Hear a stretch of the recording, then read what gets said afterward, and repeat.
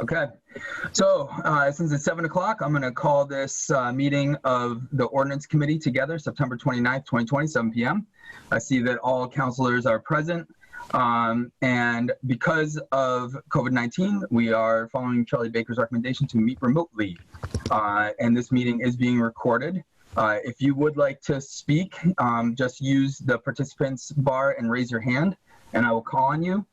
For tonight's meeting, we are going to have, if you don't have anything to say during public speak time and you are looking to put input in on one of our agenda items, we're going to have dedicated space at the beginning when we start talking about the agenda item for public speak. If you could limit it to 3 minutes, that would be great. And if you could make those comments germane to the item that we have at hand, which is the ordinance review, and we're also looking at the PACE program as well.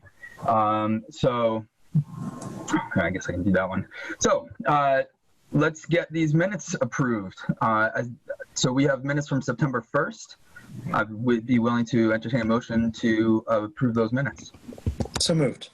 Second. Okay, we have a motion and a second. And all those in favor, let's go with Tom first. Aye. Owen. Aye. And I vote yes too. Motion passes. Okay. Is there anyone here for public speak time that is not related to one of our agenda items? So Salem, it's Steve Riley on the phone. I don't know if you guys can see me. Steve. Sorry, I have a broken nose. My son broke my nose last week. He's by accident.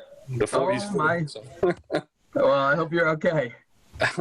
So I'm not sure if it's appropriate to bring up our request now or if it's later in the agenda. I saw that you have cannabis, but I don't know if it's limited to the highway business discussion or if I should bring up what I was going to mention. So yeah, I would say bring it up. Just be aware, since it's not on our agenda, we can't discuss it. So you can bring it up as information, but it's not something we can back and forth on. Sure. Yeah.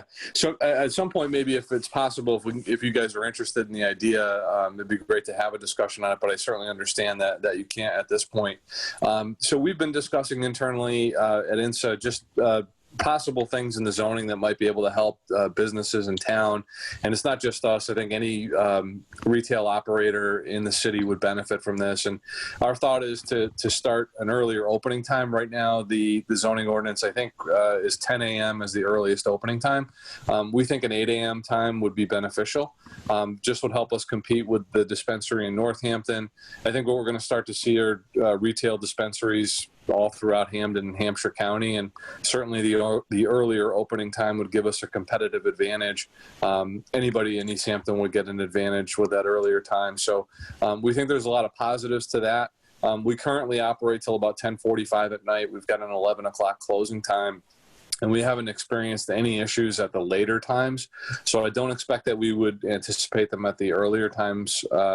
So we think there's a lot of positive to have an earlier opening and probably not much negative to that. So, I understand you guys can't talk, but that's just what we wanted to relay. And, at some point in the future, if you think it might be worthwhile, we'd be happy to give some more information and have some back and forth at a later meeting.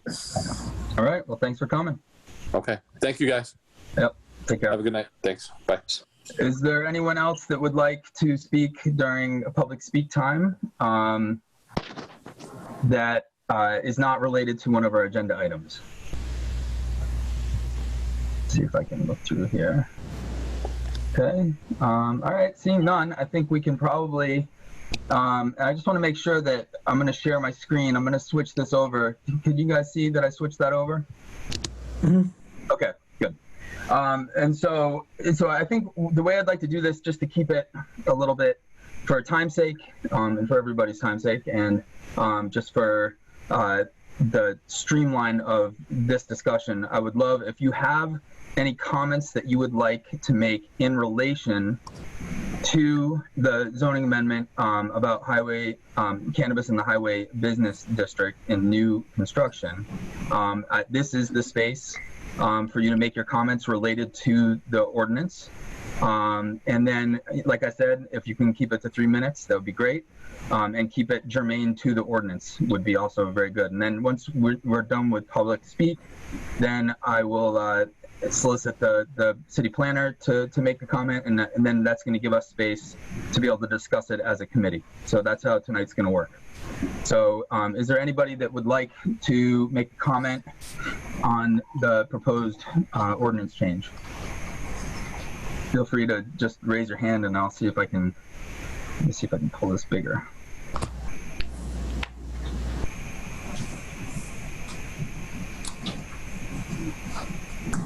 So nobody has any? Okay. Rick, let me see if I can unmute you there.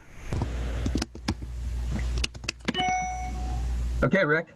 Greetings. Thank you very much. Yeah, I have a question on. I've reviewed a lot of the Zoom video that meetings that I had missed with the joint sessions, and one of the questions that I have is, do you? I can't remember the reason that there is no currently no new buildings allowed in the Highway Business District for cannabis cultivation, etc. And I can't remember what the reason was for that and what the reason is to change it at this point in time. It seems to me that changing it at this point in time is a little bit, I don't want to use the word reckless, but I can't think of another word. I think it may be regrettable in the future, being that we have so many empty buildings in our Highway Business District.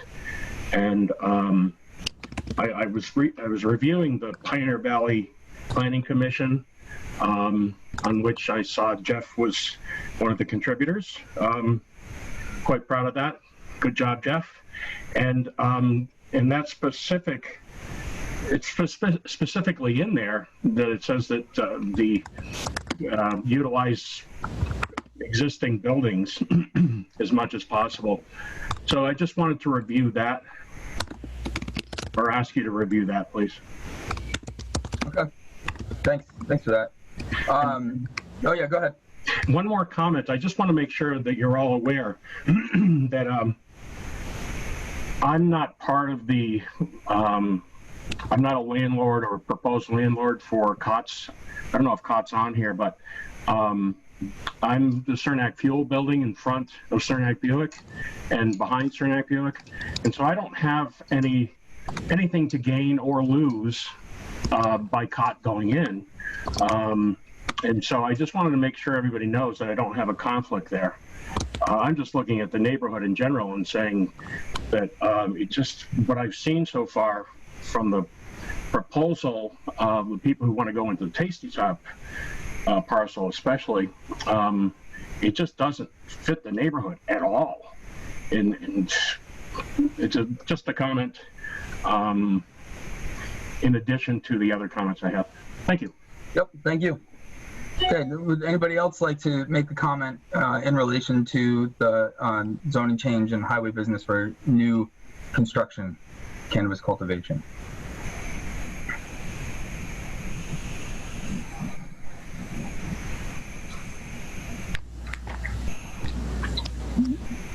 Okay. I'm not seeing anybody raising their hand. Am I missing something? And I suppose, and if raising your hand is not working, you can also, I think you have the ability to unmute. So if you wanted, since there's not a rush of people making comments, feel free to unmute and make a comment if you would like.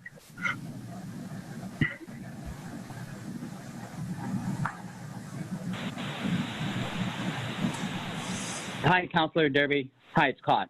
Hey, Cott. Sorry, I couldn't get on the Zoom meeting for some reason. It won't allow me on there on my laptop, so I had to call in instead. So I was having trouble, technical difficulties trying to get on, but I just kind of heard a little bit of what Rick was saying.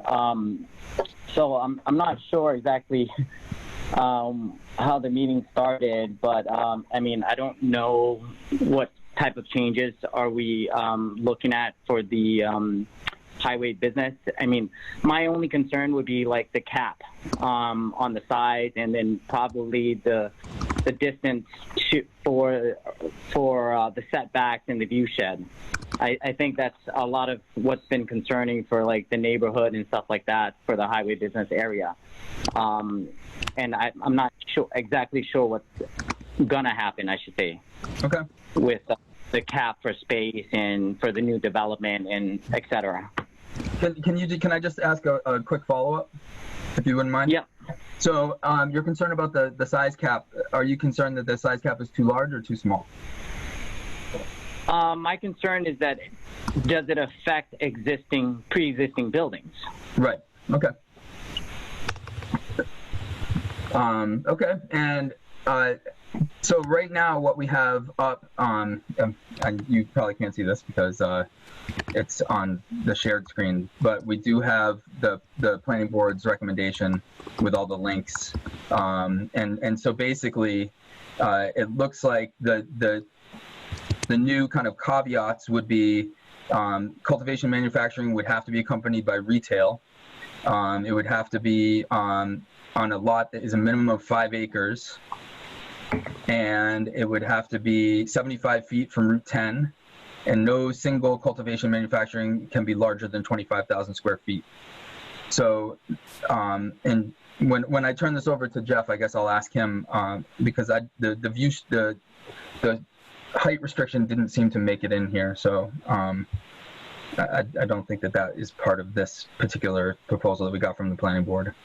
I think Rick, I don't know if you can see this, but this, I believe this part right here is discusses how this kind of originated, the history of it.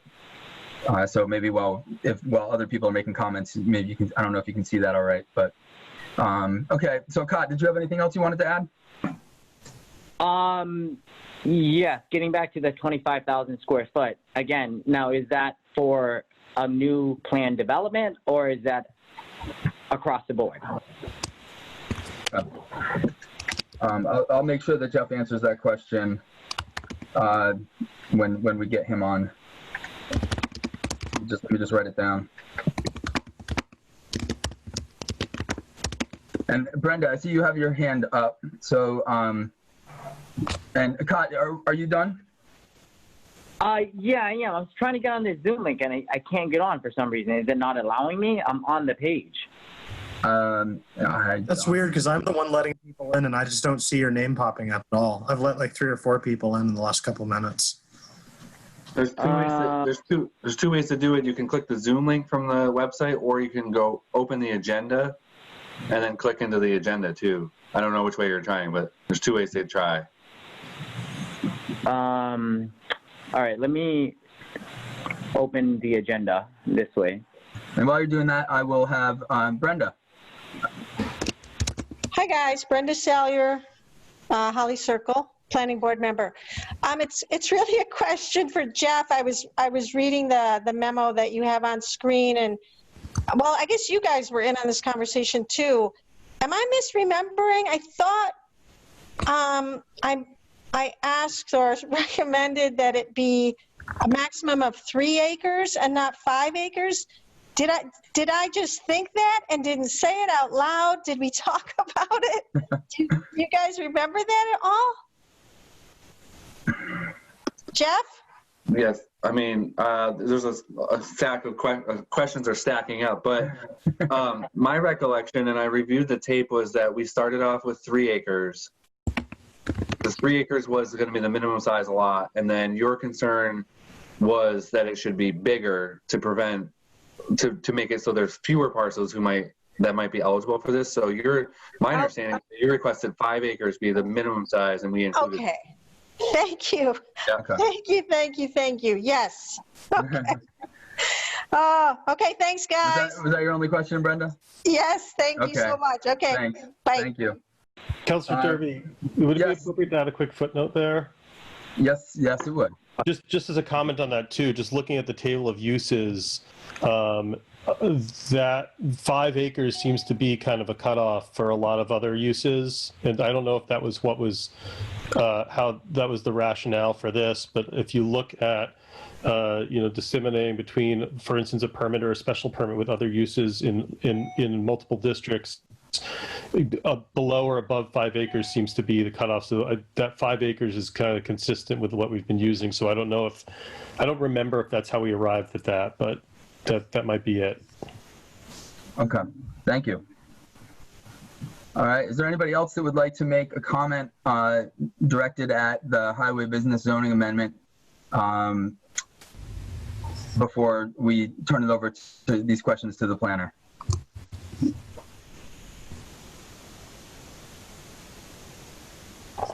Okay, all right, Cot, now that you're here, go ahead and unmute.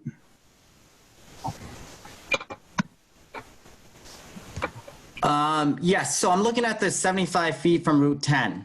Now, I think, just to really think about setbacks and view sheds that could possibly be affected by it, I think maybe if it's a possibility to push it back maybe 150 feet from the road, that would actually help with a view shed if this does go through. I'm not saying that it's not or it is, but I'm just, looking at it from a Route 10 perspective of driving through and possibly having to climb through traffic or anything like that. I mean, this is the only view shed that we have left on Route 10 of Mount Tom. Noted. And Cernak is pushed pretty far back itself, almost, I think, possibly 100 feet from the road or more. Okay. Great. So we have 2 people that have their hands raised, and let me see if I can figure out how to determine who has raised their hand first. It looks like, just in order, I'll go with Danielle Martineau.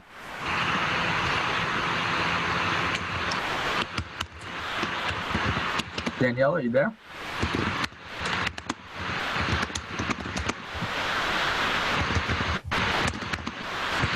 I don't know. I'm not muted, am I? Okay. All right. So Danielle, if I'm going to go with the next person, and I'll just leave your hand up until you can get in. It looks like David. Feel free to unmute yourself.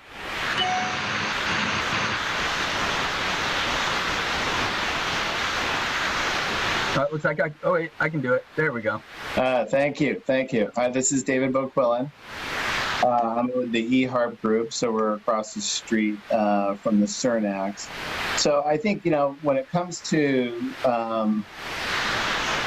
Route 10, as someone who's done a lot of retail, I think what we tried to incorporate into our plan was to have storefronts along Route 10, because that really is your business corridor. Setbacks, I think you can get over as long as there are good signage. Like Scott mentioned, set it back a little farther. I think you can get there. But I think what we really try to thoughtfully kind of prepare in our site plan was having a restaurant and the retail space up front on Route 10. I think that's very important. And as it relates to kind of new buildings versus old, I now understand why it was originally written that way. We were really attracted to this space along Route 10 in Easthampton because of it sat in the opportunity zone. So obviously from a real estate play that we wanted to take advantage of any potential tax incentives that we would get from the opportunity zone. I think that's really important because, we have phases of our project, a substantial amount of money being invested, but even to recognize the opportunity zone benefits, the way it's written today, is you have to be operating for 10 years or more. So, we're committing our investment dollars to be in Easthampton and grow for 10 years or more. So I think, when I heard early on some of the other conversations was, well, what do you do if they go out of business and then you got an empty building? But and that's all very good questions, but we strategically looked at it from where we're going to put a flag for 10 years and invest a substantial amount of money in growing an economy, in an industry, and creating new jobs and being part of the community. So that's kind of just from our head why we chose opportunity zones. And we looked at not only Easthampton for opportunity zone, but other cities throughout Massachusetts that had them. But we felt this one was more located around the universities, people that are on our board in the medical field, so forth, that we felt that this was, our primary choice. And I think during our community host meeting, our outreach meeting, Dave Potter, my partner, said it well. Dave is the mayor of Carmel by the Sea, and he's right. We do view this a lot like wine tasting, where it's okay to have other tasting rooms next to each other. They kind of feed off each other. That's good for this business district, the Route 10, because you're bringing a critical mass of people that probably wouldn't go there otherwise. And when they see another shop or a restaurant, they're more likely to stop in. Our grow operation up in Seattle, which Cott actually has been to our facility, a lot of the dispensaries are bundled the same way, and they feed off of each other. It's healthy competition, I guess, if you could say, because it brought people to the area that they didn't know that store existed. It's really, at the end of the day, the consumer is going to be the one that's going to make the choice of where they're going to buy and what they're going to buy with their own monies.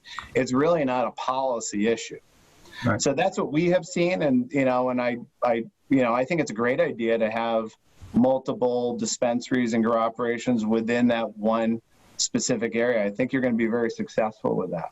Okay, thanks, David. And you're up against your 3 minutes, so. Sorry. No, that's all right. Thanks for that. I know that Danielle had her hand up before. Danielle, are you still on the call?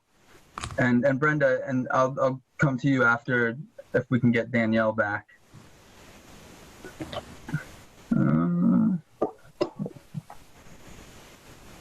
Okay. So Brenda, why don't we go and we'll see if we can get Danielle after. Thanks. This is the first time I've heard about the opportunity zone issue. Can somebody speak to that? Is there some tax breaks, or what's the opportunity for the businesses? And did it apply to, the other cannabis people? I think that's a question we'll have to defer to Jeff. Okay, thanks. Yeah. And let me just see, Danielle, are you back?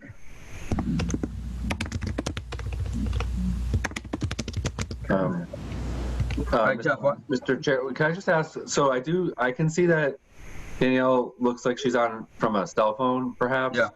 So I think *6 is the unmute feature from a phone. Ms. Martineau complained at another meeting that she was not heard, or we didn't know that she wanted to speak now. Oh, okay. Can you hear me now? Yeah, yeah. Okay, so I don't know if we're in the same boat. Okay. Great, thanks, Jeff. Thank you. That was very frustrating. Okay. So I have just a few comments that I'm hoping that you guys will be able to discuss tonight.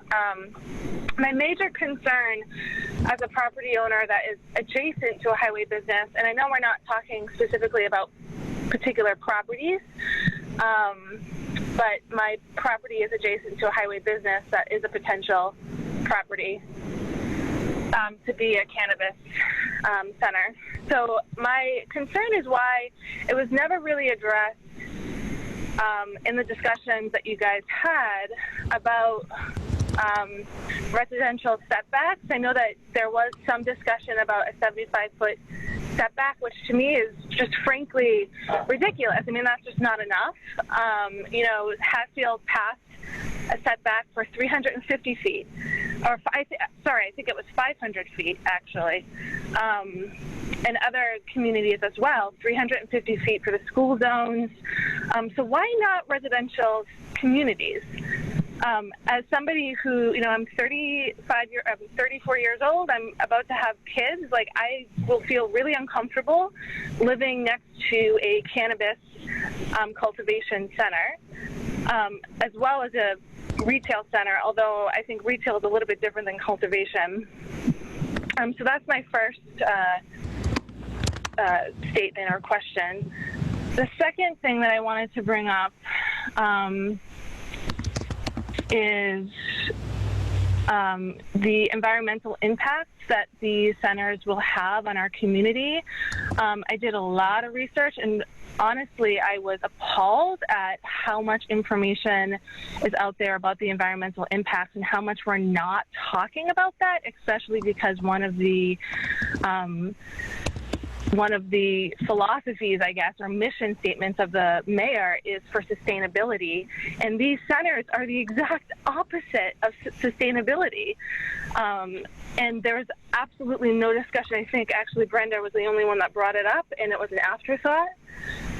So I'm hoping that this will be a continuing conversation and will be addressed in the amendments for zoning or for the zoning amendments.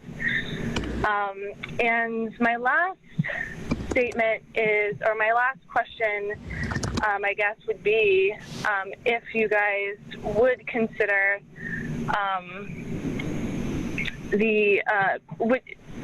I guess it's more of a, I guess it's a question, why you are thinking that a cannabis cultivation center is not industrial, because when looking at all the information out there on the internet and actually going to these centers, I went to the Netta Center, which is humongous, by the way. It is industrial. They use chemicals that are really harmful and which do not belong next to a community, especially a community that has a vulnerable population like elderly and children. So again, I'm not quite sure where the logic was behind this. It seems like when I was listening to your conversations, there is a lot of back and forth about whether or not this is industrial or what was industrial, what is considered industrial. I think you compared it to making hamburgers, which it is not. And I hope that you guys do a little bit more research on that, because these centers are not like a restaurant. They're not like a McDonald's or a Burger King. I think that's what it was compared to. But Danielle, you're almost a minute over 3 minutes, so I just wanted to let you know. That is all. Thank you for your time. That's it. Yep. Okay. All right, and I saw, David, I saw that you had raised your hand. Yeah, I think Brenda brings up a lot of really, really important points, and it sounds like maybe Brenda's property is very close to ours, and we were just given, and this is really for Brenda, but for everybody else, and we love to brag about our sustainability since we were just given the highest award in Washington State because of it. You can literally stand inside the room in our building, and you can't smell any smell from the cannabis being grown. But we've reused some of the materials and to create CO2 into the building. So I'd love to further that discussion and even point out some of the highlights of the sustainability components that we have that perhaps others might not be aware of. Sure. Thank you. Okay, does anybody else have any comments before we move on to getting some of these questions to the city planner? This is going to be your time to ask your questions. Scott, go ahead.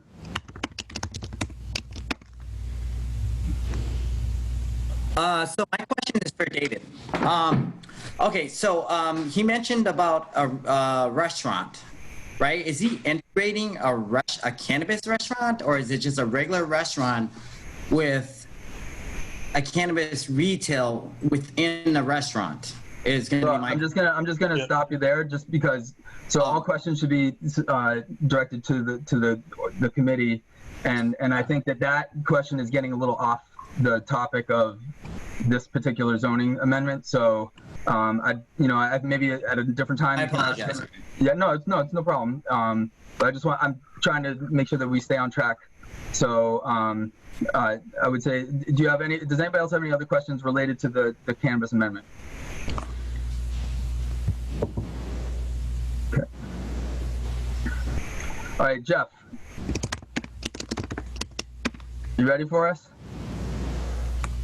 Yeah, I'm going to do my best. I think it's good discussion. I mean, I guess, and Salem, you would do this, but to clarify that this is not a public hearing, I'll do my best to answer the questions, but the opportunity for these people to come back starting on October 7th, right, is when the full city council will conduct a formal public hearing. And you know, in knowing some of the questions, I'll continue to polish up answers. I'm hearing all these from the team. Well, and I think our goal here is to just maybe get a little bit of clarification on some of these things to kind of determine if individual counselors want to put forward some sort of an amendment, you know, just to give us some information. Yeah, and I just think it was important because I think, just for clarity, that at this particular meeting tonight, the committee's gathering information still, whether you would want to put forth an amendment, that has to go to the council meeting, that the hearing process that starts next week. So, okay, I think that's fine. I just wanted to state that. And so again, Mike, I'll answer some of the questions the best I can for now, and then, you know, I'll continue to polish them up for if they need to be addressed again at the public hearing. But Mr. Cernick asked kind of about the reasoning why new buildings were not included in the first go round. So in this document that the chair has posted, there's a link to some meetings that happened in 2018. And that was really a point in time when it was very important for Easthampton to get regulations on the books so that we could actually regulate the uses that we knew were kind of coming forward. And at that time, the discussion was, the concern was larger buildings coming in for cultivation without design standards and without really knowing either how big they could get or where they could be located. You know, at that time, there wasn't enough time to deliberate on design criteria and things like that, which is pretty much kind of what we just have gone through over the past couple of months. This exercise is intended to cover some of those design standards to hopefully find out if it's feasible to allow cultivation in new buildings in the highway business. So that's part of the impetus of that portion of that. You know, Mr. Sorry. I was just going to say, and one of the things that was asked, and it sounds like maybe you wrote them down too, so maybe we're right on the same page, but about the 25,000 square feet for, would that also apply to, for example, an existing building that was being used for cultivation that was then adding on? Like, was that addressed at all? Right. Well, the way this is good. I mean, the way I heard the question was whether this would apply to existing buildings. Mm-hmm. So let me just start with that. So, you know, the first paragraph that you have shown there shows where it starts the word any in red. So, you know, this is, we talked about this at the last hearing, and I thought it was really important that Cott in particular raised the question. So any cannabis establishment shall be permitted, provided that it's basically an either. So it's provided that the cannabis establishment is located in an existing building, or if one is to be located in a new building, it shall comply with these requirements. So the following, plus 8.1. So the goal, and if this needs clarification at the full public hearing, that's good. The goal was to look at existing buildings under 10.10, which is our existing cannabis regulations, and to keep it that way. But if you are building a new building, that's what this whole conversation was about, was applying some additional standards to new buildings so that there's additional controls. So that's fully the intent. However, the way that you introduced it just raises a potential question that I think we should just cover it. But, you know, in addition, especially an addition for cultivation might trigger this. So that we have not talked about that before. We talked about making sure that, you know, we understand that there's two parties looking at Northampton Street. So we want to kind of make it work for both of them. So we were trying to make sure that an existing building is protected kind of under the way it was operating, and the zoning regulations that exist now. We had always talked about adding new regulations for new buildings. And so that's really the intent. Okay. Yeah, because I mean, it seems to me that might be, you know, if there was, because we're going to have potentially multiple cultivation sites on Route 10 or within highway business, you know, and if one of them was looking to expand, you know, how would we apply this to that particular situation? Yeah, I think it's at least worth thinking about. Right. So that should go on the list for consideration of full city council. You know, there was a question about what is the reason to change it now, and I don't want to skip Mr. Cernak's second question. It's sort of the question that's kind of dogged this whole process. You know, we started discussions with the folks at Tasty Top a long time ago, and I think through a series of incidences, everyone thought that the project was viable, you know, as is under the current zoning, and myself included. Now it's kind of ironic having looked back at all those tapes and recordings from 2018. You know, those were not in our thought process. They weren't in my thought process. So, you know, we had embarked on a process with Tasty Top folks in good faith, thinking that the project was viable, and then learning that the zoning actually did not allow their proposal. We wanted to do what we do for most people when they come, you know, cannabis or not, and they come to realize that the zoning doesn't allow them to do what they want to do. We embark on the process to go through the, you know, adjusting it. I feel like it's been a very open, you know, I've heard the comments that it's rushed, but I am sorry to say that spending 4 months at least on this is not rushed. You know, we turned around zoning amendments in one hearing. So I'm just sensitive to that because I'm involved. You know, it was kind of a weird oversight that we thought that the Tasty Top project could go forward. It's incredibly much more complicated now that there's another entity across the street. So that's a wrinkle that didn't exist until early March. So that's a little bit on that.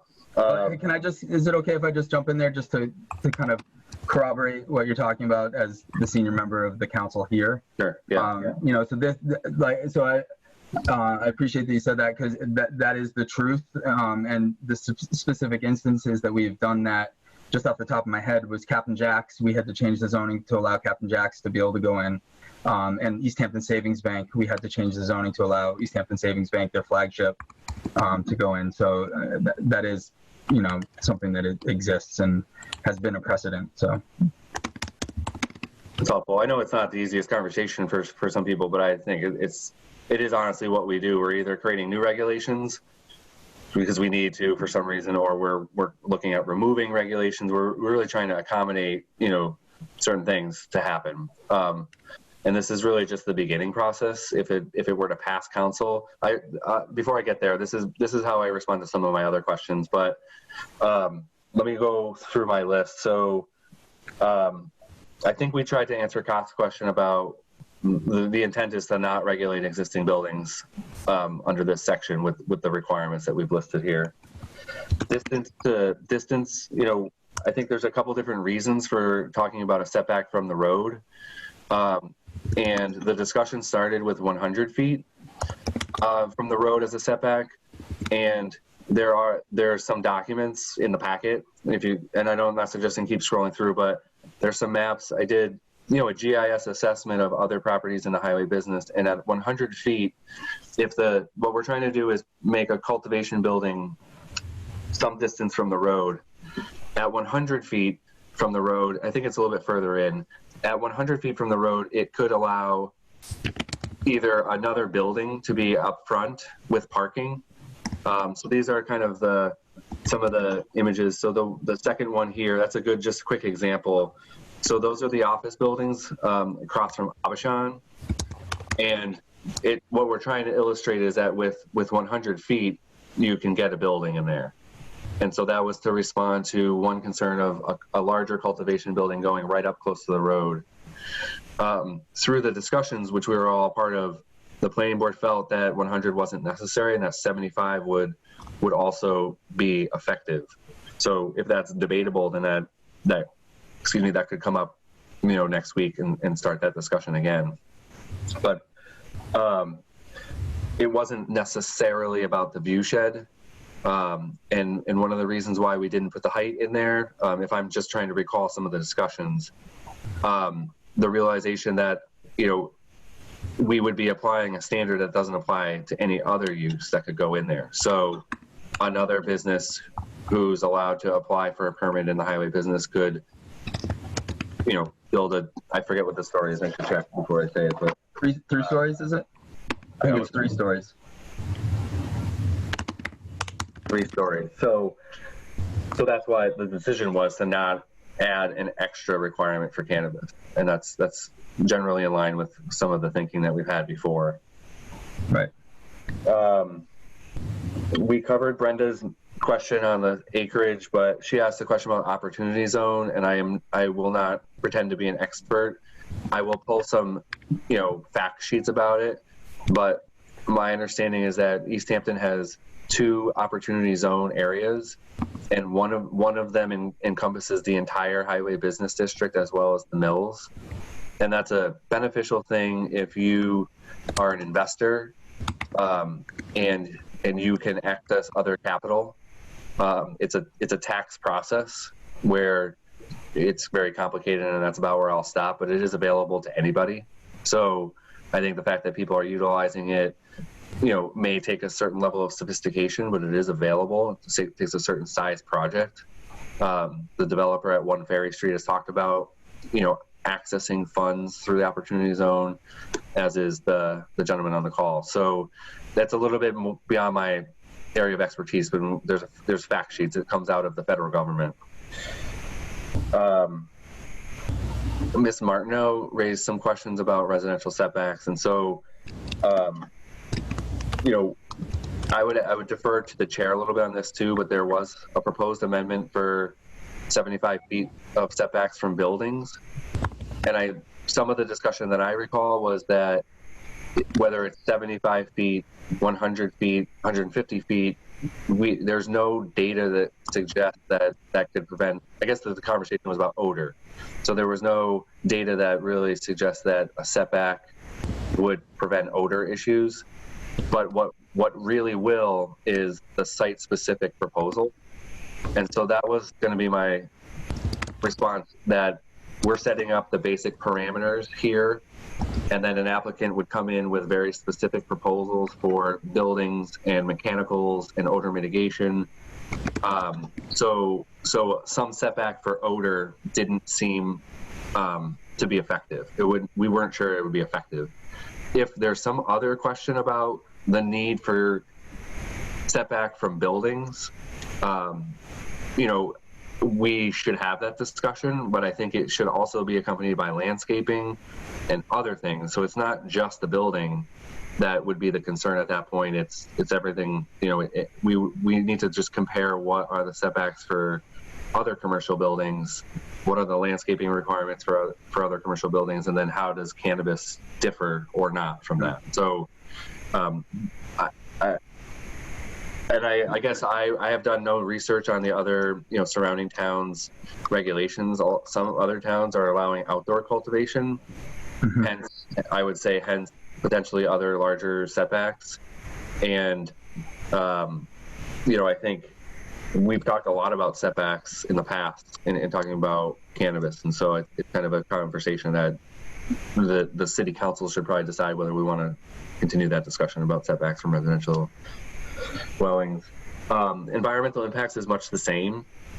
I think, as the gentleman said below, that for EHARP, for Tasty Top parcel, you know, that's a very site-specific proposal of what kind of lights they'll use, what kind of water usage they need, and you know, the state has guidelines. They have environmental standards, they have energy standards, and so, you know, if there's a push to make Easthampton more aggressive than what the state requires, then we'll probably be talking about hiring another planner, because we don't have the staff to, you know, inspect beyond what the state would be requiring. So we're trying to fall in line with the state requirement. And so they are pushing energy efficiency and, you know, water reduction measures. So that comes out of the cannabis control regulations. I think the final one was whether cannabis cultivation is industrial or not. And so I know that, you know, there's one member of the planning board who felt strongly that it was an industrial use.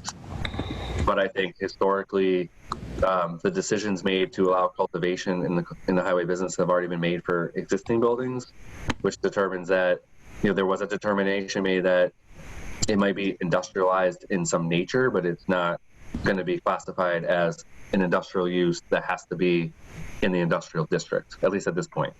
So those are my kind of quick responses to what I heard. Thank you. And I would just to add, one of the things is, to talk about setbacks really briefly,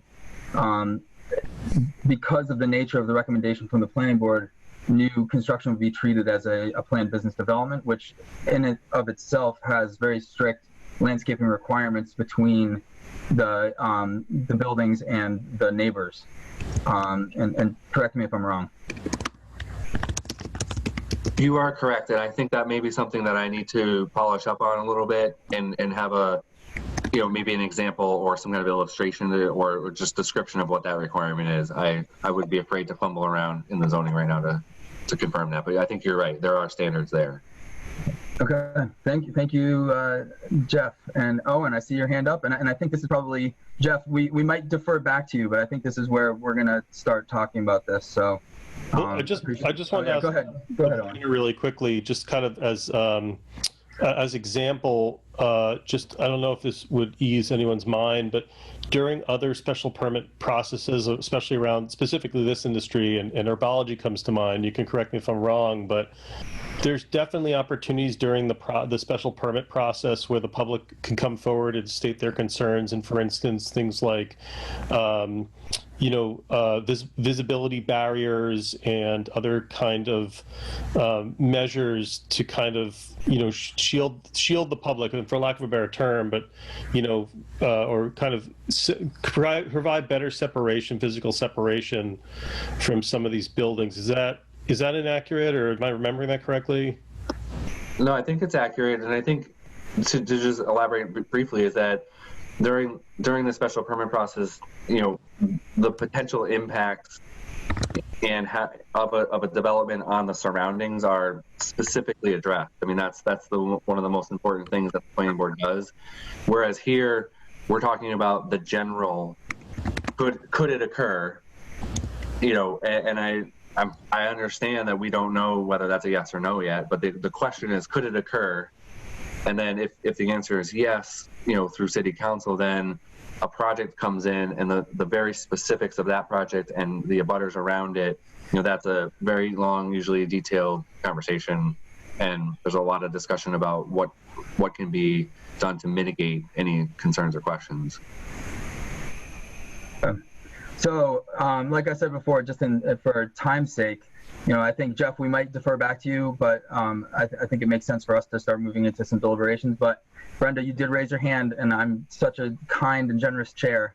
I will let you have one last crack. So. I really appreciate that. No problem. So I guess I just want to say, I'm surprised at what Jeff just shared about the lengthy history with the Tasty Top property. I sat through hours of conversations where, several people specifically asked, why was this coming up now, including myself? And there was some vague mention about it, but the board and the public were reassured several times that this really wasn't about a single applicant. It was about the whole area. And I just feel, with all due respect, that it's turning out that there was a lot more kind of going on behind the scenes about this one applicant. And because I don't think this should be the first time that I'm hearing that. And it is. And I'm just a bit disappointed. Thank you. Okay. So, I guess since I let Brenda speak, is there anyone else that wants to have a final say before I move into our deliberations? I would like to just say something, if that's okay. Sure. I don't know how much I should comment based on the comments that I just heard, but it does seem like there's a lot of, just hearing the arguments that you guys had, the 4 meetings that you had about this, there's a lot of cognitive dissonance about this, trying to fit something into something just because you want it. So I hope that you guys will look into that a little bit more, because I do think that part of having a zoning amendment is to protect the community, and I'm not hearing a lot about protecting the community. I'm hearing a lot about, well, after you could do this, but we all know that a community doesn't have a fighting chance against a large corporation. We know that. So I hope that you guys do the right thing and you put in these zoning amendments to protect us. That's all. And David.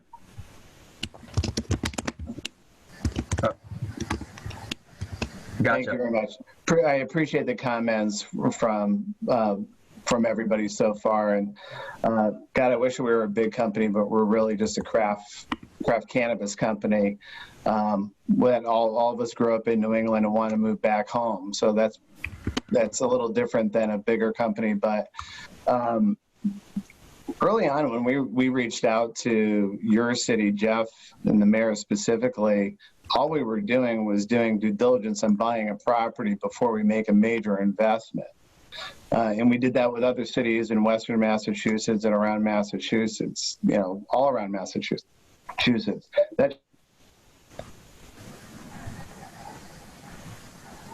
Am I the only one frozen here? Okay. No. David, I think we lost you there for a second. Looks like he's back. Yeah. Hey. Oh, maybe the computer fell.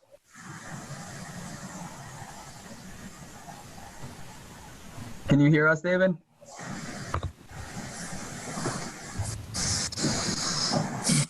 Looks to me like that's frozen. Okay. Give it a second. All right, if we can get him back, then I'll let him. Rick, do you have one last comment? Yes, I wanted to add some support to what Brenda just said. I'm really disappointed too to hear things coming out now that should have come out a lot sooner. And also, I wanted to support what Danielle said. I think she put it quite plainly that this doesn't seem right in a lot of different ways. Thank you both, and thank you all. Thank you. Okay, David, would you like to continue? Sorry, we had a little power outage here, but so I mean the conversation that we had early on, it's just doing what every probably other land purchaser does. I mean, we met with Rick Cernak and his family. Cotton and his wife flew out to Washington as they were passing through. So, we're just looking at opportunities. That's all, and we're just trying to understand the real estate play. But that's all we've done. I think we might have lost him again. Oh, there you are. Yeah, there we got you. Okay. Was that do we have you back, David? Yeah, I'm back now. Okay. Does that conclude your comments? Yes. Okay. All right. Thank you. All right. So, unless there's anybody else, Nope. One last.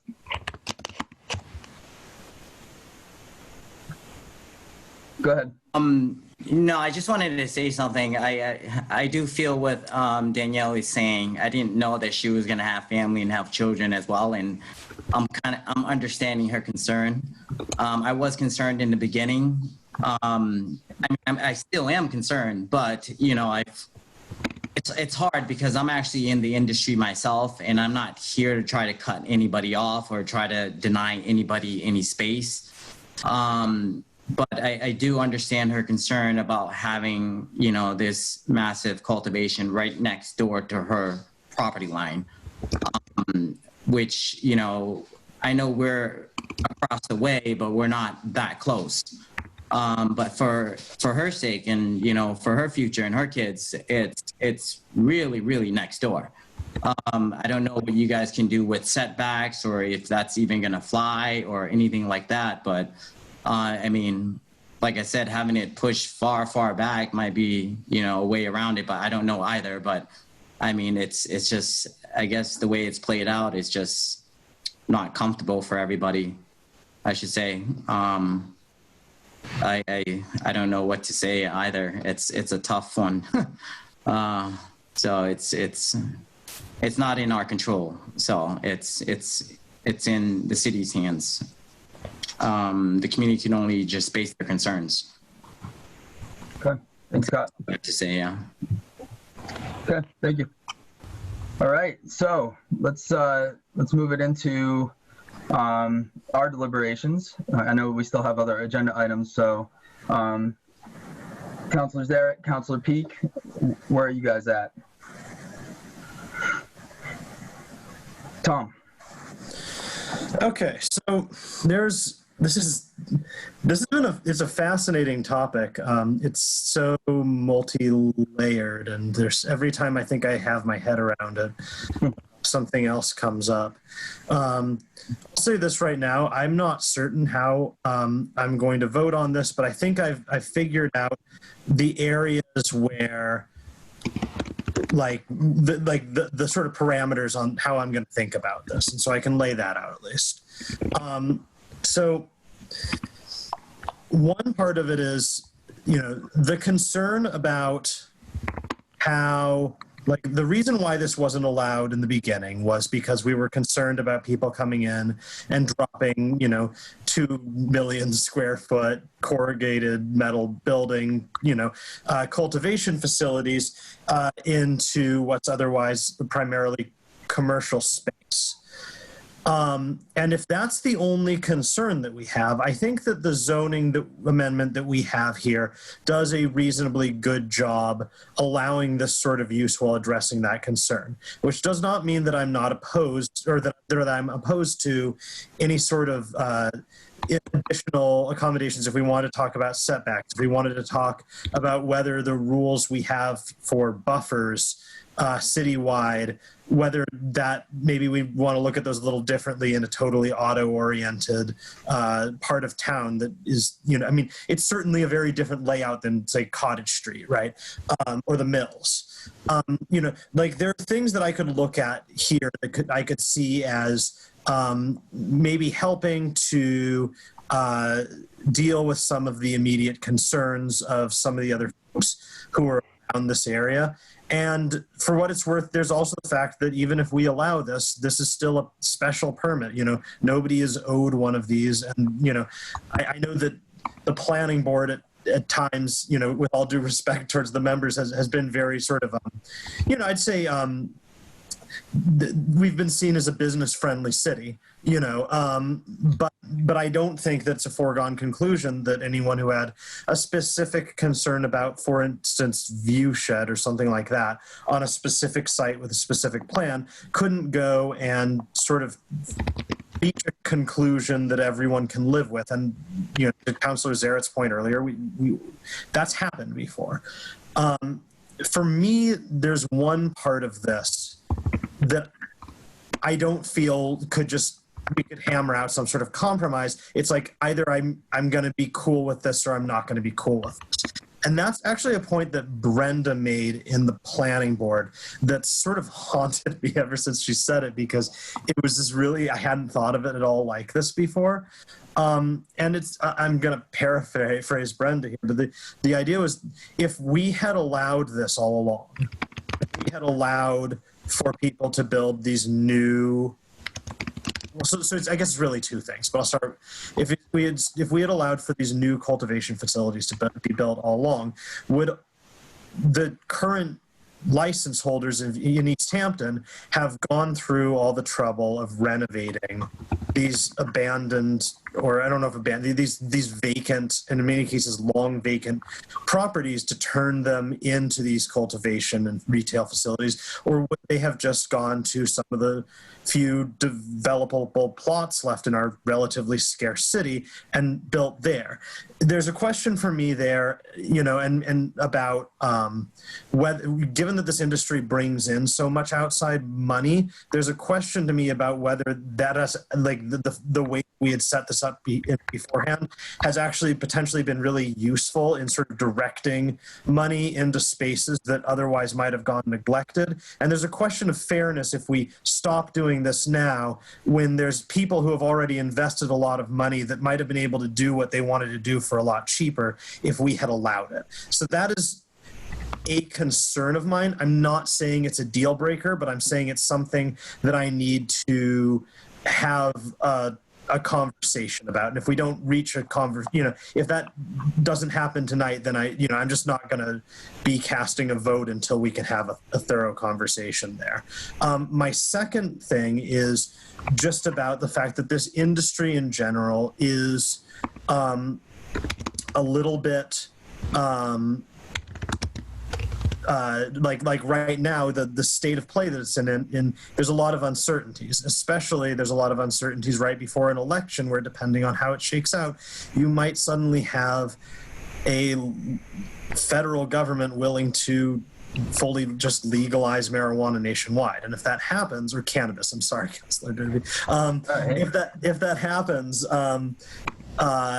then that's certainly going to have maybe less big implications on the retail side, but probably bigger implications on the cultivation side. And as a community that's just now sort of in the mid to final stages of a generational effort to reuse huge amounts of commercial and industrial space that was abandoned after big changes in the national economy. Like, I do think that this is something that we have to take seriously as a question of, do we want to build out a lot of more space for an industry that, with all due respect to David and the fact that opportunity zones, yes, that, like, I have no doubt of their intention to make a long-term commitment, but this isn't about one place. This is about an entire zone. Do we want to build out some of our scarce, undeveloped, developable space in the city to a project to projects which potentially might evaporate the second that you can start growing it as a cash crop, like so many others in Northern California or North Carolina or what have you. So again, I'm not saying this to say let's vote no on this. I'm not saying this to say I'm voting no. I'm saying I think we can work out everything else, but those are the two issues that I still have some real, like, something about it. Just, I have some concerns. Sorry for going so long. No, that's fine. I think those are absolutely valid. Councilor Zara, did you have anything you wanted to add? Just a little. Okay. First of all, I really wanted to thank everyone who's been showing up to these meetings, both the planning board and to our ordinance meetings. And this is what local government is all about. Is about input from our residents. And Brenda, I've actually meaning to send you an email, but I really appreciate all of your thoughtful input during the planning board meeting. So thank you. One thing I just wanted to mention, Chairman Derby, is at some point we probably do need to send this to the city attorney, because they haven't looked at this yet, and I'm not sure where in the process you'd want to do that. Maybe once we've discussed more potential amendments. I think my plan was to see how discussions went tonight and then get a preliminary view after our discussions. Okay, cool. So as anyone who's watched these meetings know, I've really struggled with wrapping my head around kind of the impetus for this, and I've been vocal about that, and it's mostly just been my thinking out loud about this, and obviously no disrespect to anyone who's been proposing development of any single parcel in the city, because we are a business friendly city, and I appreciate anyone who's interested in Easthampton. And certainly I've asked the planner some tough questions, and again, not with the intention of being disrespectful, but just trying to understand kind of the process and the origin of some of this. I think it's complicated. So I guess the first thing I'll say is that obviously we have a model of a potential business development that necessitated this discussion, and understandably, and I think that's great. And to Councilor Derby's point, like, I always appreciate your wisdom and experience on the council to point out how in the past, you know, similar amendments have kind of taken place. So that's the model, but we have to be thoughtful about then, well, how does this apply to an entire district, which Councilor Peak has mentioned, that we understand kind of the initiation of this, but then how could we kind of be quote unquote fair in terms of applying this over the entire highway business district. So I'll get back to that in a second. I also want to comment on what Councilor Peak said, because this has been on my mind as well, is that, you know, both historically in terms of the way that our initial ordinance was written, you know, we've made use, it's allowed us to make good use of abandoned buildings that are begging for reuse. And so too, as we're actually seeing some downturn in our local economy and more buildings becoming vacant, although so far not to the extent, mostly just smaller retail spaces, but, you know, we do have to think about encouraging use of existing buildings. But that said, you can currently do cultivation in the highway business district with a special permit. And so is it fair then to say that only an existing building can do it, or really if anyone else wants to come along and do it in a new building, is that a fair precedent? And the answer is I don't really know. But if you can already do it, why should it be limited where really there's no precedent in our zoning, I think, for restricting any new building for other types of commerce or uses in the highway business district. So then that comes to the fact that the current language that we've arrived at attaches the building of new cultivation to retail. And I'm concerned because of the cap that we have on special permits for retail, that really significantly narrows the scope of this amendment. And if I were to feel comfortable with this, I would actually want to separate the two. But with the issues that we've already discussed, which would include setbacks and square footage restriction, because if we were to start putting in 50,000 square foot steel buildings, the opportunities for reuse of those buildings, if those businesses should fail, are limited. And so something more in the range that we've discussed of 25,000 square feet, which I think maintains kind of the look of the district, but also the potential for reuse. When you look at things, for instance, like River Valley Market, you know, I think they're like 35,000 square feet or something like that. There's more potentials for reuse with smaller building size. Setbacks, I'd have to look more. I think that 75, 100 feet seems reasonable. In regards to residential setbacks, where it overlaps, I would need to have more information at other communities that have done this and try to see exactly what issues may have come up in those communities and if that might affect ours. And I think that, you know, Danielle raises a good point. These are some types of points that have been discussed in the past as we discussed buffers, et cetera. And so it's certainly reasonable to look into that, and I'll try to do some homework there. And then the question was also raised by both Brenda and Danielle about sustainability, and that's something that's really important to me in general. As you see on this agenda, we also have a discussion about what's called PACE ordinance, which basically allows us to start making it easier for people to incorporate clean energy into their buildings.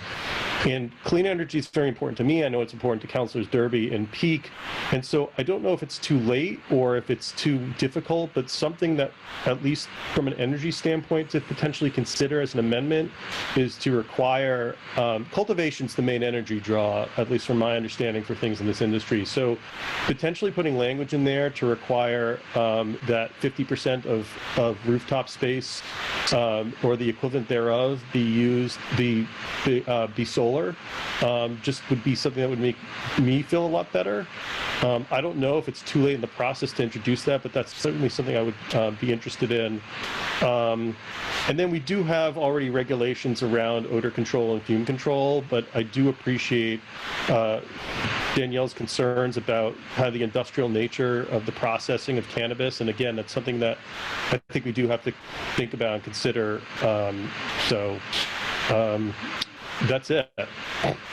I think those are really good points, and I'm glad that I'm on this committee with two intelligent people. And I think, Tom, to one of your points, the fairness point, this is one I've struggled with as well, because is it fair having one set of rules or that has kind of helped? Right now, I know of one building that's been reused.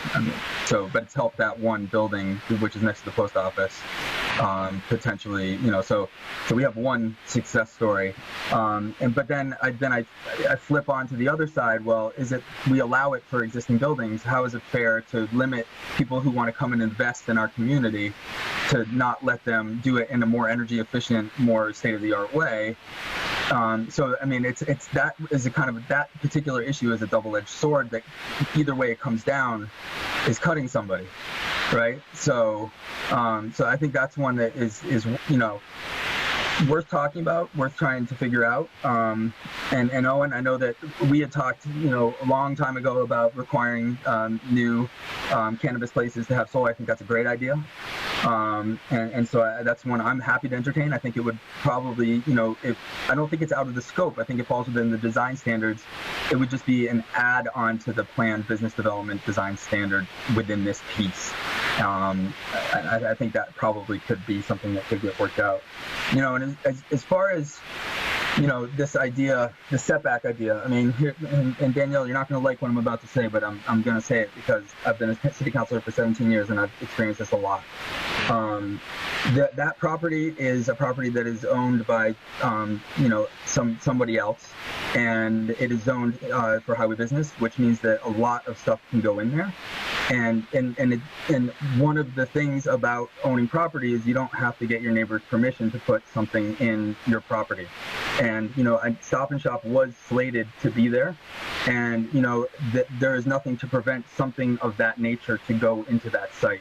And, so I think that whatever could potentially go in there, that's just something that all the neighbors are going to, unfortunately, that's the reality of living next to a parcel that is zoned highway business, is there is a potential for something to go in there that you're not going to like. And it's difficult and it's hard for the people that live there, but it's the reality, of if there was a Stop and Shop there, it would be lit at night. There would be delivery trucks coming in, so, it's just one of those unfortunate things that happens when you live near a zone that's, basically a business zone, and nobody likes it, but it's kind of one of those conundrums, and it's nobody's. And what I learned really early on is you're never going to make everybody happy with zoning. There's always going to be someone who feels like they're getting the short end of the stick, and I agree that this process is a way that we can help protect the citizens of Easthampton. It's not necessarily a process that is insulating the direct neighbors of different areas. It's something that is going to where we look at the greater kind of benefit to the community, and I think that's an appropriate lens for us to have on, is what is going to be the most beneficial decision for the community that we represent, and of course trying to mitigate any potential harms to neighbors and trying to make sure that we're sensitive to those needs, I think is very important. But it's like there's always going to be people that are upset, and I've experienced that myself even. So as we move forward, I think that for me, I've been back and forth with this one because it's the fairness piece is important, and but then there's also the piece around if this came forward and there was no other project, how would this discussion be different? And I think that's a question I have to keep asking myself. One of the reasons why I feel like this process is so complicated is because we found out kind of in the middle of the process that there was another project potentially going across the street. So for me, the way I'm going to continue this process is to imagine for myself trying to separate some of those barriers away from my thought process and focus on, do I feel that cannabis cultivation should be allowed in new construction with certain parameters without any of the other distractions that I've been very distracted by? Because if this project across the street wasn't happening, how would we be approaching this differently? How would our thought process be? So I think that's an important question to ask ourselves. And I think that the things that I would like to discuss are, number one, what if somebody in the building that they decided to reuse wants to add on to that building? I think that's an important question we need to answer as the committee, because right now it's unanswered. And then number two, the setback. I think as far as the setback from the road, and a setback from residential properties, because even though a Stop and Shop could go into that space and only have a 50-foot setback from residential property lines, maybe just to be that much more responsive, maybe we should look at creating a larger buffer, which is also going to include, because of the planned business development, those plantings that are going to be a visual buffer and a sound buffer as well. So that's kind of where I'm at. How do you guys? And I am perfectly happy to throw in that solar idea too. So, what do you guys think? Do you want to start? Any particular spot? Well, I think that those are all really good points. My thing is, I guess,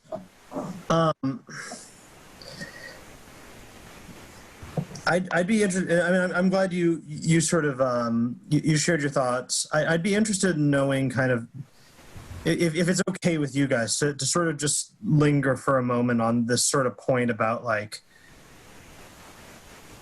I mean, I see where you're saying what your point about a double-edged sword, Councilor Derby. But I think that, like, really my point, like, I think that the things that you're talking about, if, like, I totally agree with. I think that those are, especially the point about renovations, because like, this whole existing building thing is sort of a moot way of thinking about it. If somebody can buy like Captain Jack's and build like a enormous cultivation onto the back, like, you get what I'm saying. Obviously, that's an example, but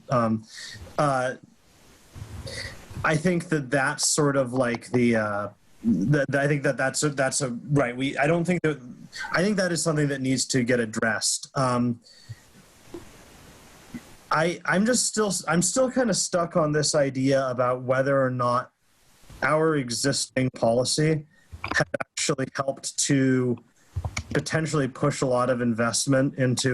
I mean, you brought up the old post office building, but there's also I mean, there's a new cannabis establishment going into what used to be the doggy daycare, and I don't think we can rule out the fact that there's a massive project that went on in our mills, right? And in both of those cases, in all three of those cases, I'm stuck kind of wondering, like, if we then. If we say now, and I'm not made up on this. It's just something that I feel like we need to seriously talk about. If we say now, okay, at this point, it is now okay for people to make their investments in a way where they can build on a undeveloped site. Is that going to mean? Well, first of all, is it going to mean that their immediate competitors in town are going to be able to operate? Like, is it possible that building a new site is actually much cheaper? You had even brought that up. If that is in fact much cheaper, then are we doing a disservice to our current licensees? I don't even know if that's necessarily something I can't live with, but it's just something that I think we need to at least acknowledge. Right.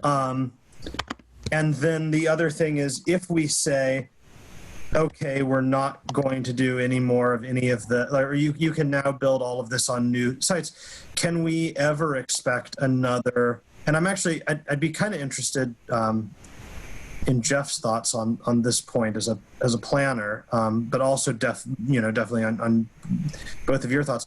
Can we ever expect another cannabis investor to reuse a vacant site as soon as we say that they don't have to? That's just it's a thing that has been just eating at me for the last couple of weeks. Are we basically, have we been sort of with our policy, even though we didn't write it for this, have we actually been directing capital into projects that otherwise would have been really difficult to find investors for? And are we ending that process? I'm happy to open it up for Jeff to be able to answer that. Jeff, go ahead. Thanks. Just because it sounds like Tom's really, it's a good question and there is some pondering of it.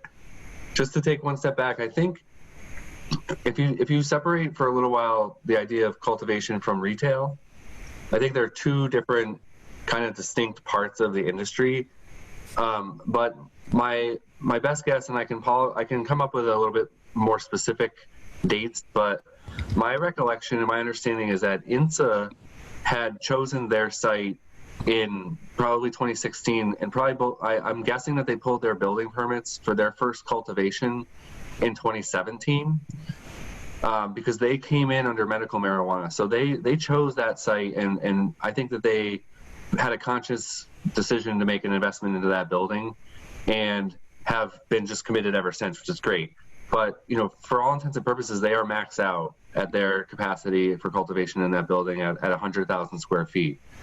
But the property at Cook Building Supply, which is next to the post office, I just want to remind people that despite the enormous size of that barn that is there is what I would really not to be impolite, but it's a tiny, minuscule cultivation facility that is currently just permitted for medical marijuana at 1,000 square feet.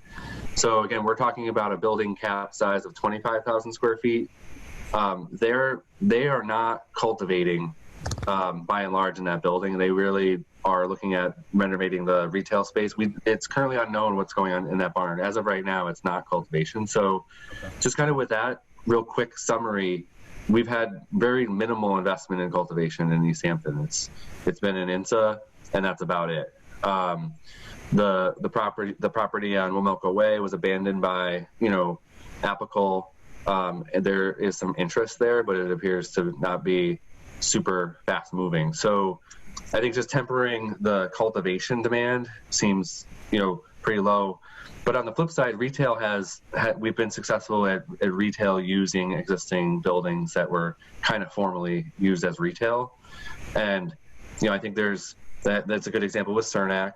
But I think as we see Cott's proposal move forward, who really knows if he's, there's at least 2 year trajectory on the cultivation as far as I was told at that facility as well. So, that's the ever moving parts of the cannabis industry is you don't really know. So I don't know if I answered it, but I think we've had pretty minimal investment in cultivation, except for in the mills, which has been fantastic for us. But I don't know if that helps. The retail renovation has been much more observing. So the dog groomers, the Cook Building Supply, and then we'll add Cernak Buick to that list, and even Canna Provisions. So that's all really good. I think showing that renovation for retail has been strong. But can I just jump in here real quick? But the requirement for the highway business is not a retail to reuse the existing building. It's only for cultivation, correct? That would be correct, right? Yeah, okay, retail we always thought that it could be redeveloped. We didn't put any restrictions on that. Right. Interesting. Okay. So that's a point. Councilor Zarrett. Oh, and again, I think Planner Bag just kind of made the point I made earlier, is that the root of this whole discussion from the beginning is, should we allow new construction for cultivation? And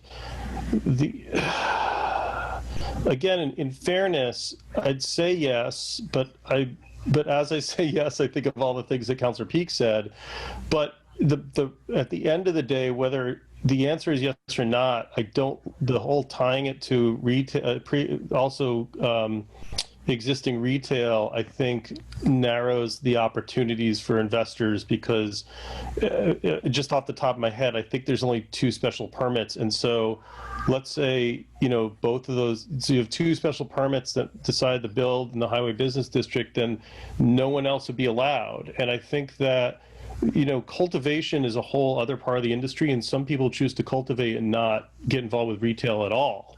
And so I think we'd be restricting people. Now, that said, we'd have to really be careful about how the language is crafted. We have some of these, some language already, again, around,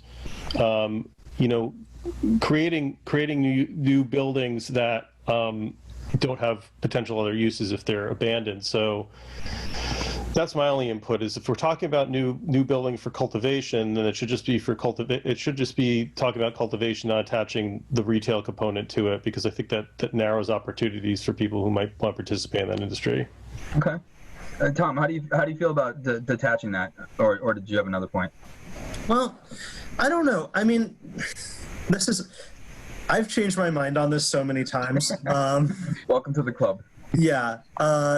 Well, if we end up taking a vote tonight, I'm just not promising that that's the vote I'm going to take at the full council, just straight off, right off the bat, because this whole thing, every time I think I've got my head around it, wait, I've already said this whole thing. Anyway, but yeah, I think that that's a really good point, that in terms of the retail opportunities, we have actually been pretty successful in reusing, and I actually, Jeff, that's actually new information, or I think actually you have said this to me like a year ago, but this is information that's just clicking with me about the building supply barn and the fact that the actual cultivation in there has been fairly limited so far. I do have, I think that I could be talked out of this, but like right now I do kind of like attaching the retail requirement to the cultivation for the sole reason that we are a small and pretty densely settled community. And I do have a little bit of concerns about an industry that I think it's fair to say is booming right now.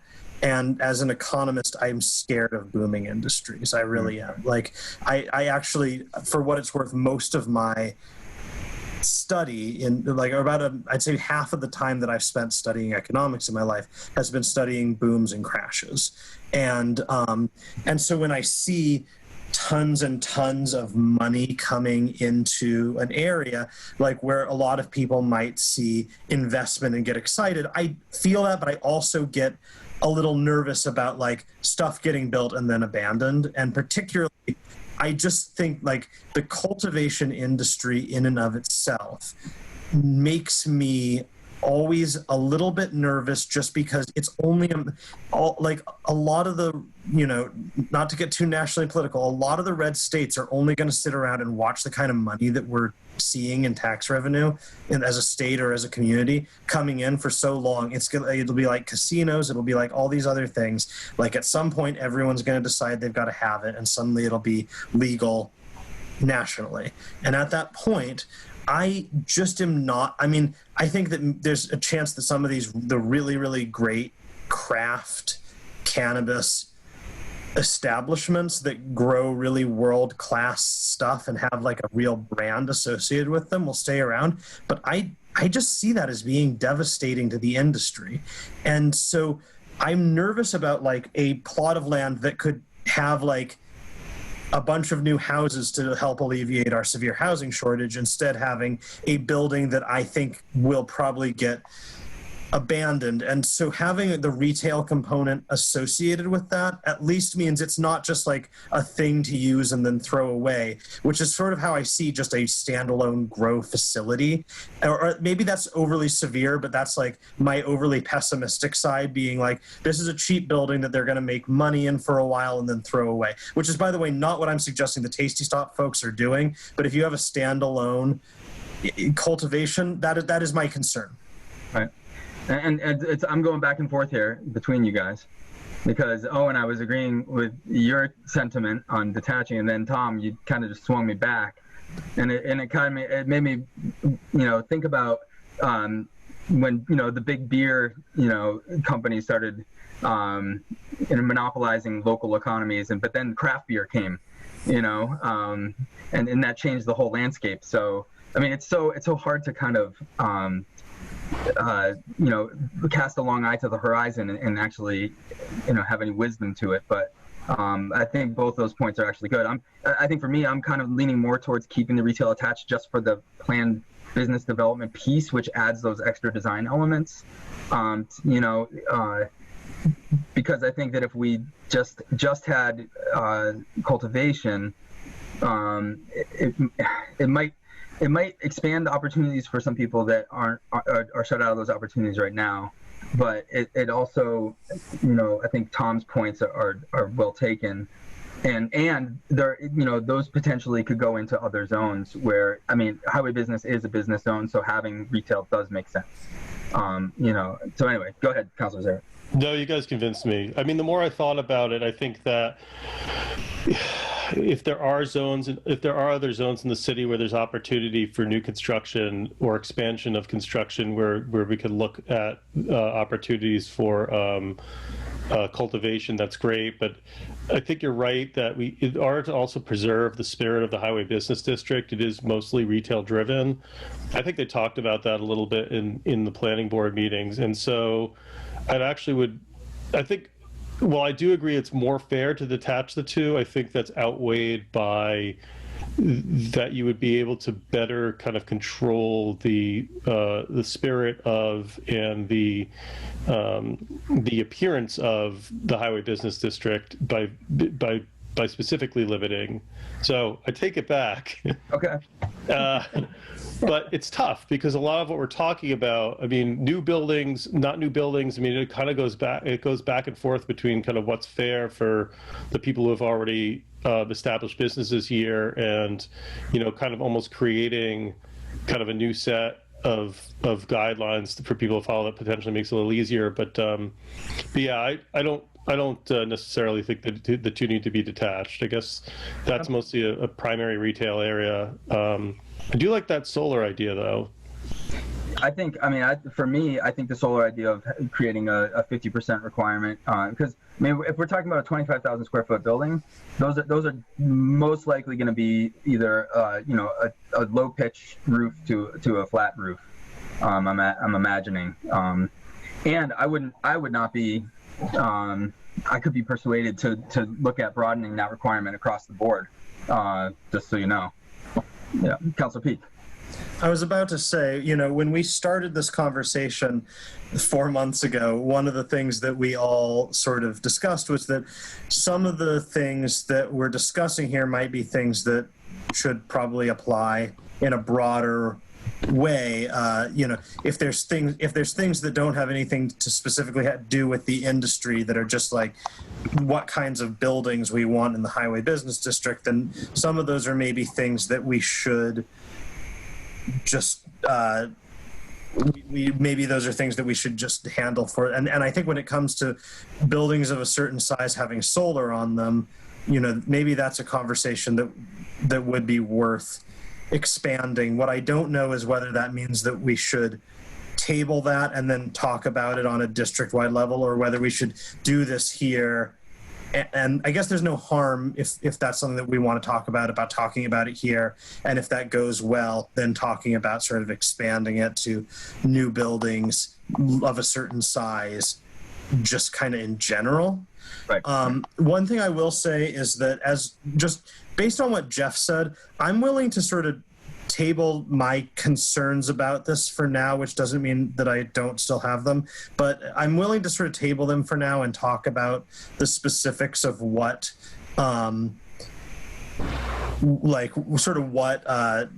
if we are going forward with this, what are the other considerations that we want to look at?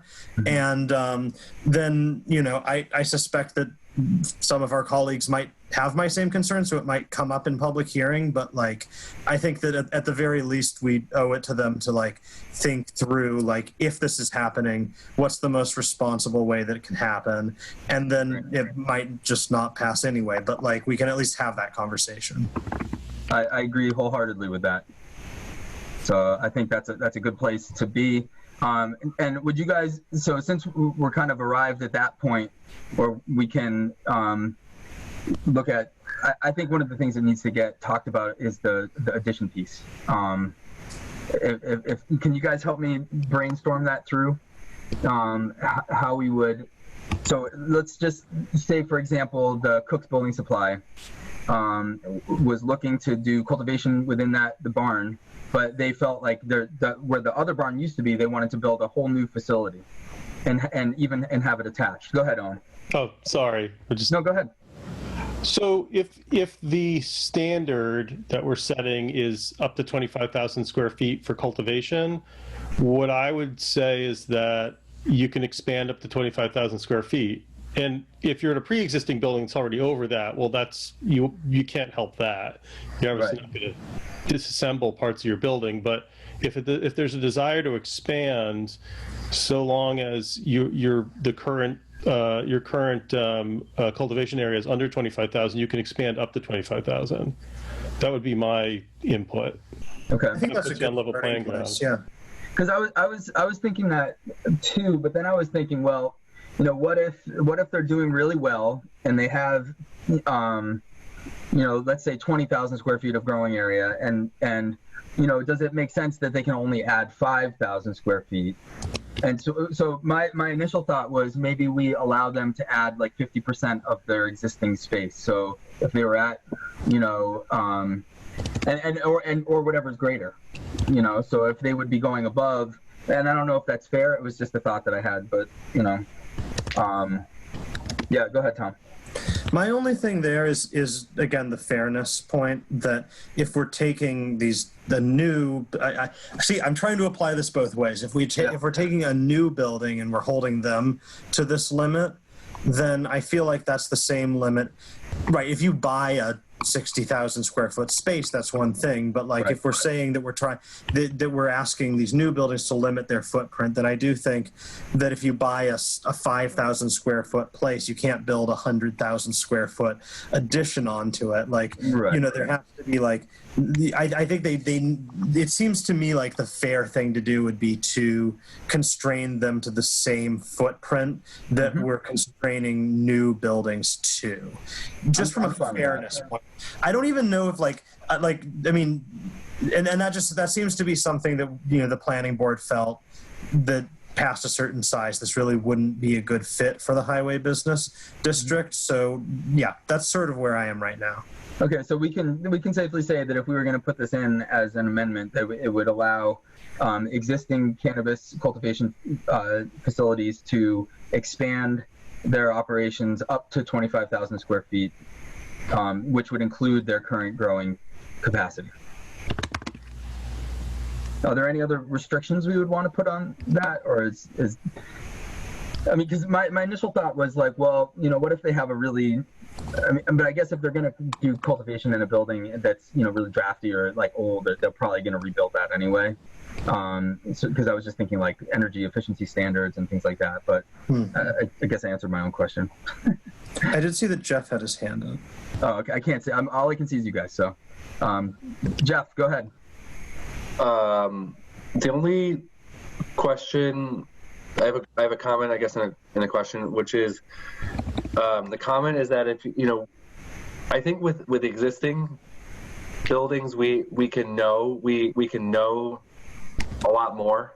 Like we can assess our existing buildings a lot. We can do that. You know, whereas with new construction, that's the unknown that we've been grappling with for quite some time. But just for a quick example, so the Cook Building Supply, I was just on the GIS, and quick measurement of the barn there, the existing barn is 14,000 square feet. And I don't know, and I would, you know, go over to the Cernak property just because we know some things, right? So we know where the areas of interest are right now. So, I think certain properties will support it and some will be, if they went all the way to 25,000 square feet, it might be dramatic, right? Just the same kind of drama that we were worried about with new construction on a vacant property.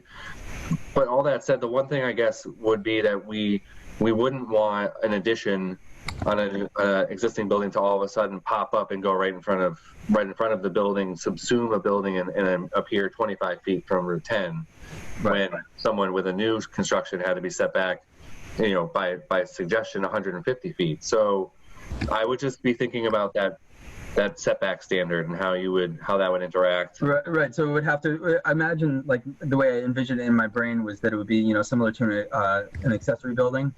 It could be in the side or behind the existing structure. And I don't know if the zoning would require that for an addition. I kind of feel like it would, but maybe that would just depend on the zone and the setbacks. But I'm correct in my assumption that accessory buildings need to either be on the side or behind a building. I feel like maybe it's just behind a building. I don't know, Jeff. Can you help me remember that? Usually I have to look it up. It changes a little bit from district to district. So, but yeah, that's the general principle, is that you can't put an accessory building up in front of the existing building. So could we add language that was, similar to that we could pull from the zoning that was like, the addition would have to be, like conforming to the zone setbacks and, on the side or behind the building? Yeah, there's definitely a way to make that language work. I can't do it off the top of my head, but yeah, that idea would work. Okay. Or like no closer to the road than the existing structure, like that kind of thing. Yeah. Okay. So maybe that would be nice. Maybe I can recruit you to help me with that. Yeah, and I wonder if I may, just a kind of like a point of order, like if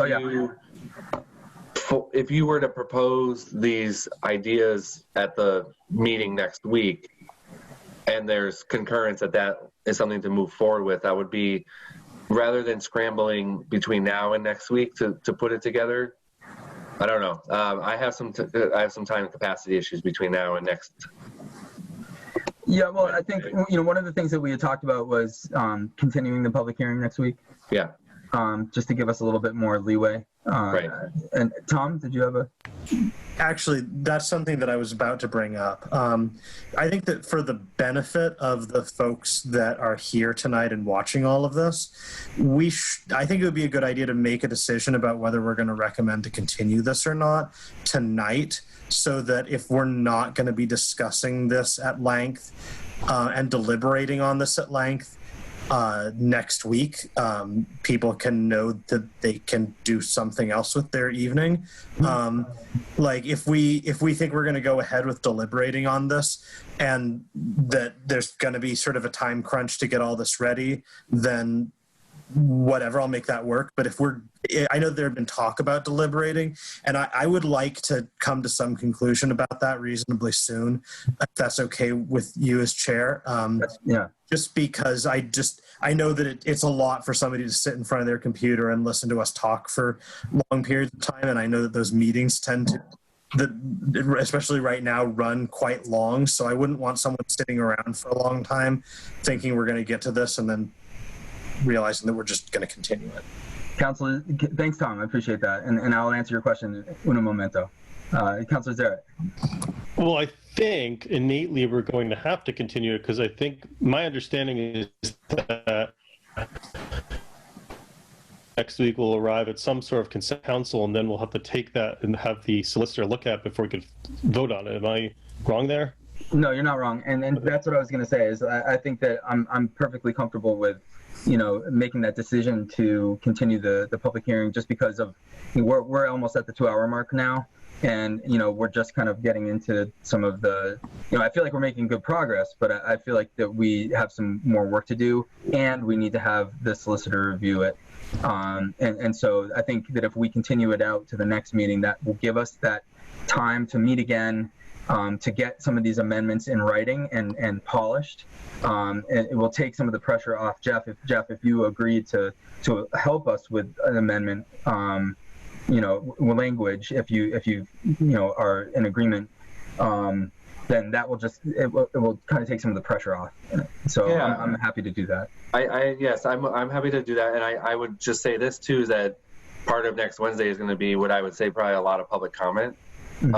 There could be a bunch of other things that get kind of on a list to consider or draft, or this may, or I don't know. Like, so I'm happy to help. I just think, however you formulate your recommendation, that it definitely makes sense to me that you would consider how you want to apply this to additions to existing buildings. I mean, I think that's kind of that's straightforward. And then from there on out, it would probably be things to add to the list for future discussion. And just to be clear, at next Wednesday's meeting, I'm definitely going to open up the hearing and allow people to have time to be able to speak on it if they would like. But I don't think that we're going to, I think it's prudent for us not to make a rash decision on this when we haven't kind of worked our way through all of the details. So, and we don't necessarily have to make that in the form of a motion. We can just decide that we're going to go into the hearing knowing that we're going to continue it, if you guys feel comfortable with that. I do. Okay. And so I do appreciate everybody coming for this. I think this might be a good place for us just to put a pin in this. And what I'll try to do, Tom, go ahead. One last thing, if we're talking about amendments, the more I think about this, the more I think that when we're talking about amendments, we're talking about highway business district, I don't know if this can be done in part of the same process or if it has to be a new thing. I'll leave that to you as chair to decide. I think it might be worth looking at the way we do setbacks right now, or the way we do, not setbacks, buffers between establishments, because I think that there's a buffer, like the fact that the buffer is of the same distance regardless of how you're interacting with that space is, to me, maybe, I think it made sense going in, but now that I think about it more, like if two cannabis establishments are right next to each other on Cottage or Union or Main Street, you're going to notice. But two cannabis establishments, each of which is set fairly far back from the road on opposite sides of a street, of like a well-trafficked road. I don't see that as the same, or for that matter, in like the Mill Industrial District or the just straight up industrial district. Like, I don't see that as the same. Like, I know that the concern is that we wouldn't want to get like a place that's like, this is like the district for the cannabis. But I feel. Right. I feel like when you're dealing with a highway district, for example, like the way that people interact with that space, the scale of at which the spaces are, like maybe the 200 feet is the same, but maybe instead of talking property lines, we want to be talking about distances from the entrances or something. I know that might be more difficult, but I do feel like this whole thing is like, when you're talking about places with big setbacks, I don't know if property line to property line makes sense anymore. I don't know if the number makes sense anymore. I do think that that's something that if we're talking about changing the way that we talk about cannabis in the highway business district, I think it's a valid thing that's on the table for us to discuss. That's my thought on it. I would wholeheartedly agree with you. Councilor Zarek. Yeah, I agree. I mean, I think obviously the nature of our different districts is, there's significant differences, and I agree that if we're looking, and I think this was where it was mostly the most poignant, and I think we were imagining like downtown business, Cottage, Main, Union, that we wanted to prevent kind of an overdensity of cannabis shops down there, I think for a variety of reasons. And I think it makes sense in those foot trafficked areas. I think it makes sense in some degree in highway business, for instance, but how it does, I'm not sure. And for instance, I agree with you that, can two businesses kind of coexist closer than 200 feet to each other? What I'd want to avoid, though, is to have like quote unquote cannabis row, where like the highway business district just becomes, shop after shop. But is there some sort of compromise, right?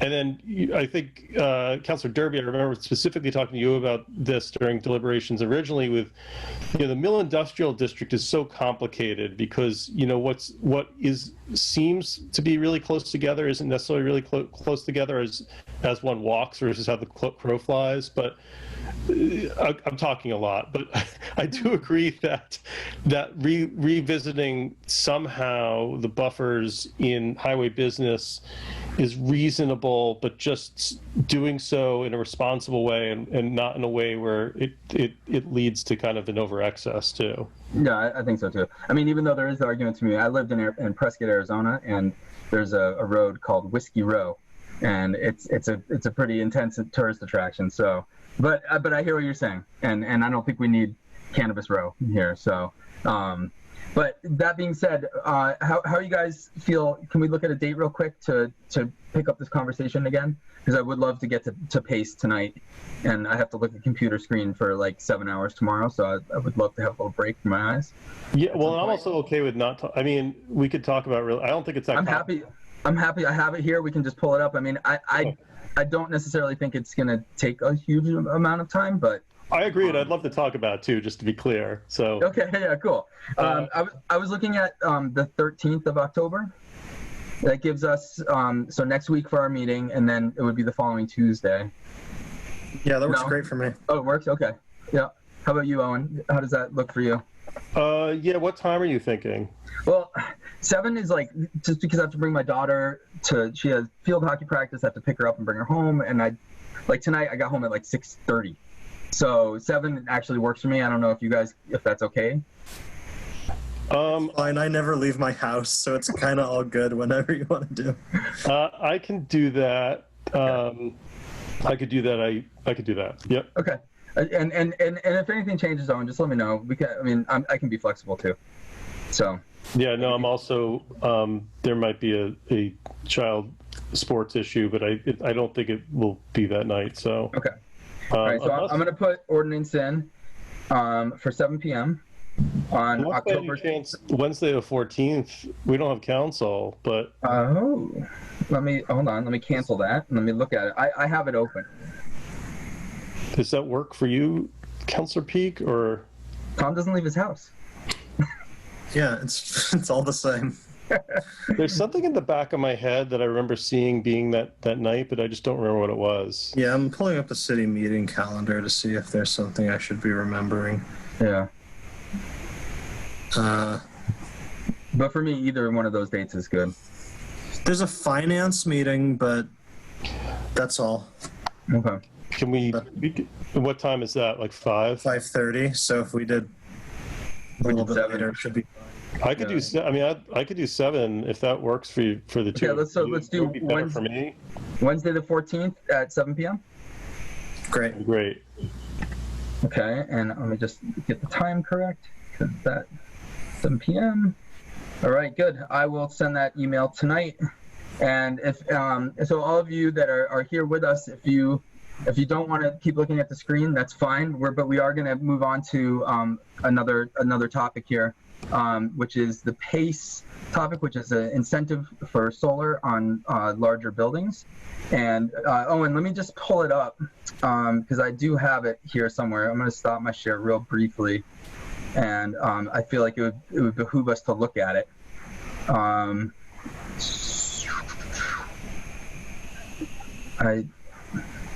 Give me 1 second. And would it PACE resolution or cover letter? Which one? The resolution probably is the best one. Probably the resolution. If you have that whole if you had the whole packet there, it has a lot of stuff, but I don't know if you have that handy. But if you bring up the resolution, I think that's fine.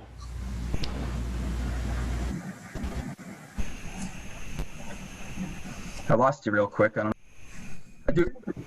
Yeah, I have. I for some reason my computer is, when I open stuff, it goes crazy. Hopefully you guys can hear me. I can hear you. Okay. So this is what I have. Let me see if I can get this out of here. So, Councilor Zarrett, do you want to talk about this at all, or should we just go through it, or? Yeah, I mean, basically, this is law that already, this is MGL that already exists that basically allows municipalities to allow property owners, typically, commercial, industrial, and multifamily units over 5 units, to opt into clean energy improvements, which, you know, solar, I think there's some HVAC, windows type of stuff, via a betterment assessment that goes to pay a bond. So essentially the way it works is that the easiest example, say, is that a mill owner wants to put solar in. So there's a whole kind of assessment process where first someone will actually come out and see if the improvement is possible, and then if the improvement would actually be worthwhile from a cost perspective. And if so, the building gets reevaluated, reassessed based on that betterment, and then the tax based on the betterment value gets assessed, and then the property owner arranges financing, and that the mass development usually helps with this type of stuff, but there's a variety of lenders through the program that basically would give them a bond. It's usually 20 years. And then when the property owner pays their property taxes to the city, the difference between the real value of their building and what it would be in terms of the tax differential, that differential goes to the financer to pay that bond, basically. Right. So it's like a mini TIF, basically. Yes, it's like a self-encapsulated TIF, exactly. If you were to wrap a TIF just around a building, that's exactly how I understood as well. Except for the municipality isn't actually giving up any taxes. Right. Correct. Right. Yes. Like, we're just facilitating the process. We don't actually give up anything to make this happen. We just we just make the whole thing easy for paperwork purposes. Exactly. Yep. And Owen, would it make sense for me to pull up the kind of slideshow, or do you feel like this is good enough? Yeah, if you want. I mean, I think just because especially for the public who might watch the video, if you want to scroll through that really quick, that might, if you don't mind. So can you guys see that all right? Wait, hold on. I know it paused. Hold on. Let me resume my share. And I have to reshare. Because when you change screens, it doesn't. There we go. I'll just say while you're doing that too, Chairman Derby, is that I know that certainly the developers at One Ferry are very interested in this program, as are the property manager from Eastworks reached out to me. Mm-hmm. I haven't heard from some of the other buildings. From Paragon or Keystone. Keystone. Yeah, but I don't, certainly this would benefit them. Absolutely. And so they're eager, kind of to see what we end up doing with this. To Councilor Peake's comment, I had a lot of discussions about this too. There's basically no liability to the city here. The only issue for the city is they end up kind of like having to do this extra step when it comes to processing these tax payments. And it's not like we're going to have, a myriad of, property owners that are going to be participating in this. Realistically, if we're lucky, we'll get like 5. Mm-hmm. And so the actual work that the city would have to do is almost minuscule. And I've talked to the treasurer, Jennifer Gallant. She's totally on board with this. I've spoken with the mayor about this a bunch of times. Had multiple kind of back and forth conversations just to make sure everything's typed. So it's from my standpoint, it's almost a no-brainer. It completely benefits our mill community, which is kind of the roots of our city right now. So that's what I have to say. I know I talked to Mike Michon, the owner of One Ferry, and he was talking about his strong interest in putting solar on those buildings. So and I imagine that the other mill owners would be interested as well. So as far as I'm concerned, this is a win. So and it doesn't seem like there's any liability for the city. So I'm behind this. It transfers with the sale of the building. I'm trying to think what other concerns were brought up. Yeah, I mean, I think, the Julie Cowan, who I've been speaking to from Mass Development, I forgot that ask her to be at this meeting, but certainly if there's questions, I could either bring them back to her, or I could ask her to be, at the council meeting if we're going to vote on this. But it's really straightforward. It's pre-existing law. We're not reinventing the wheel here. Yeah. What I like too is that it is beyond just solar. That it does have, when we're talking about bringing buildings potentially, into the 21st century as it relates to their, HVAC systems, the boilers, the lighting. And it's kind of interesting how it applies to, manufacturers, restaurants, hotels. We don't have any malls, but that's okay. And some nonprofits as well. So this could potentially, we have a nonprofit school at, where Tri-County used to be, and that is all flat roofed. And I don't believe that they have solar. So this could be the kind of thing that would incentivize for, properties like that. But so I'm happy to, unless we have any other things that we need to discuss around this, I'm happy to entertain a motion on this. I have no further comment. I think it's a great idea. Great. I mean, it seems like a total no-brainer to me. I've spent this program. I've been like vaguely aware of it sort of rolling out over time. There was some little issues with the legislature and sort of implementation, but like I still haven't seen a single thing about this that isn't just great. And I definitely think like the real perk that I've seen is the fact that liability transfers with the sale of the property, because that's currently not the case, and I think that could make somebody with a big commercial property really hesitant to take on a lot of debt to make a lot of improvements that might save them money in the long run. But like, what if their life circumstances change and they have to unload this building and they're still stuck with with this liability that, so the fact that it makes that that it sort of bakes that into the betterment assessment, I think is a real incentive. And, maybe we'll only get 5, but we've got a handful of great big buildings in town when you think about, like, I don't know. I just think this is great. I'm so excited. I hope that a lot of people use it. Yeah. Councilor Zarrett. Yeah. So I'm like, just to say too, I was recently down at Riverside Industries, which they do some impressive work. And, in terms of like their financial situation, they're in need of multiple upgrades, including HVAC. And something like this would really benefit, organization like them, where, they don't have a lot of cash on hand or ability to necessarily finance. I mean, they did a big window upgrade recently, and they had to do, they basically had to raise funds for that. Right. This is definitely a win for a broad spectrum of business owners in the city. So, yeah. Sounds good. And before I entertain a motion, I'd be happy to open it up to anybody who's on the call. If you have any comments or you have any questions, I'd be happy to entertain those. Okay. So, basically this would just be a motion to recommend this to the full council. So moved. Second. Okay.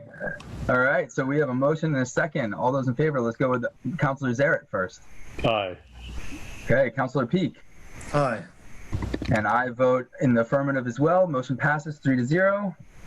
And I will just check in with Barbara. I am not sure if we actually need a public hearing for this. I think that we don't. So I just want to double check that, because it's just the adoption of a state law. But I'll be happy to move this forward at our next meeting. Thank you. Yeah, I think I had checked. I'll double check. I'll email her. Yeah. Yeah, sounds good. I agree. I think it's just a vote to accept MGL, which is not a public hearing. Right. I might give people just a heads up first, though, and maybe we'll look at it for the next meeting. But we'll get this through, because I think this is a great one.